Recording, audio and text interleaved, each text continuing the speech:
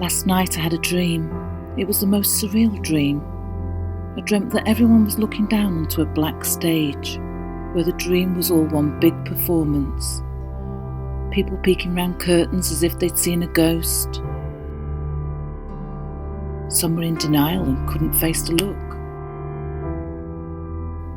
But gradually, the sweet aroma of flowers put us all into this calming state. Some looked on with suspicion, curiosity and caution, and drifting away into space was a woman bemused saying, "Is that me over there? Am I getting married?" But the dress didn't fit and the bra didn't match. What a nightmare. And then the ghosts came in, bearing flowers.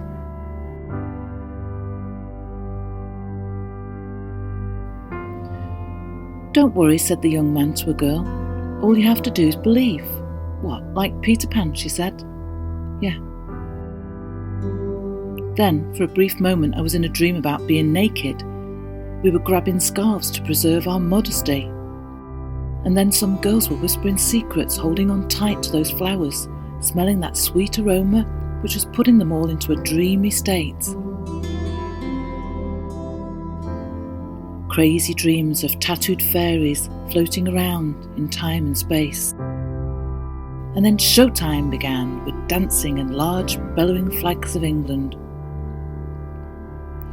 A young girl looked over her shoulder. "What are you running away from?" she said. "Run, run, run, she has a gun."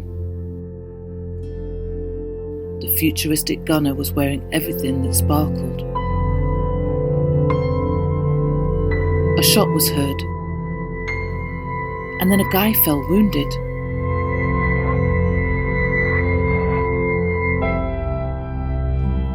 "Please, can somebody help?" shouted this man. He was carrying a lady who'd fainted. People looked round and just stood and stared. And then the wrong man was handcuffed and arrested. "Now let's just think about this for a while," said the tattooed lady, who was now sitting on a chair. It all made perfect sense in my dream. "Search for Santa," she said, "and everything will be okay." So, with a reindeer in one hand, this girl set about searching. Then everybody was out with their reindeers. A full-blown Santa search was on. Some people flew in on red balloons and joined in on the search. And then action heroes sprang out of nowhere. And everyone just ran around searching for Santa.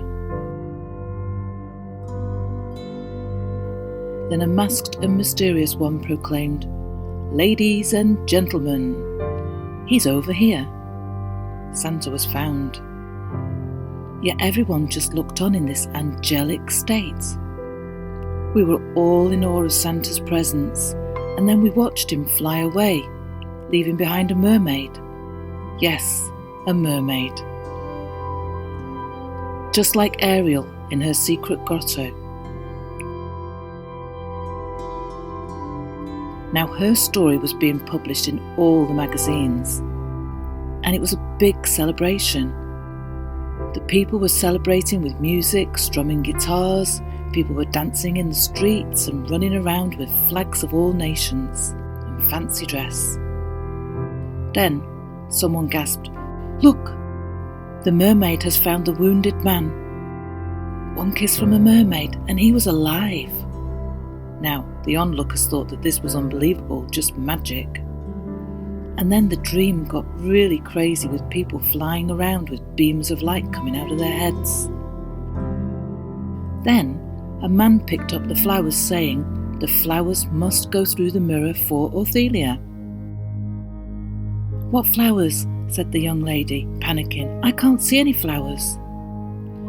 Then there was this voice of reassurance. "It's okay, we have the flowers over here."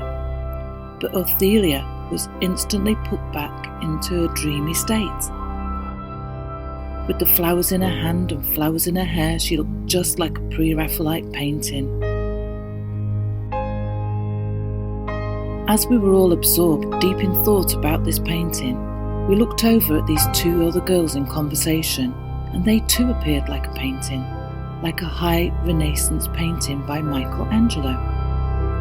The girls looked all angelic-like, wrapped up in conversation, and there on the leg was this shadow of a man's face. Michelangelo's face? The shadow of Michelangelo appeared on the girl's thigh.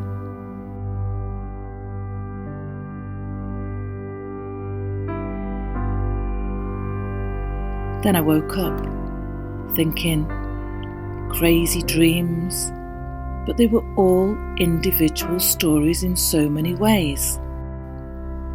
Disjointed, yet joined together in my dreams, and all of them absorbed in what they were doing.